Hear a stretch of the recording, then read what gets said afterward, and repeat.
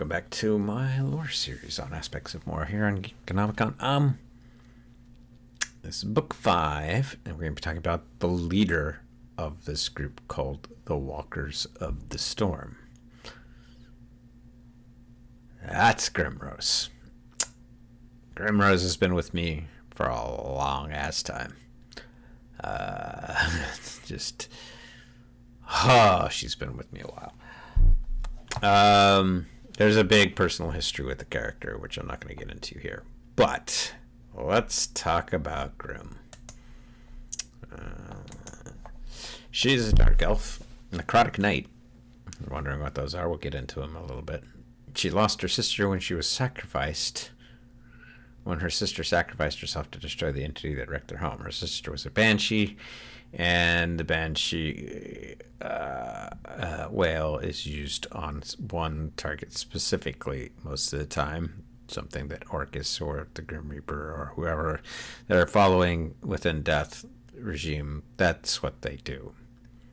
They spin that whale, and it literally 9 times out of 10 destroys it. And the entity, I won't tell you what the fate of that entity yet. You might find out.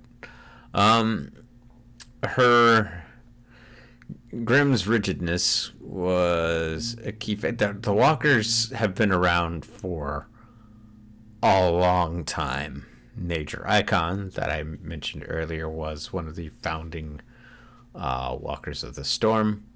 This was her group. She led it like Cap did. And yeah, it's been turned over. And Grim was the current leader, and unfortunately, because of her leadership and her rigidness, it's fracturing at the beginning of the book. It's just falling apart. Grim herself is scared of failure and loss. It's kind of what led her to be so rigid.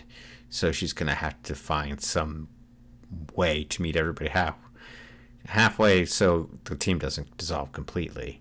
And that's what the story is about, is her accepting friends instead of people she bosses around. She wields a scythe gifted to her by the god of death, Orcus.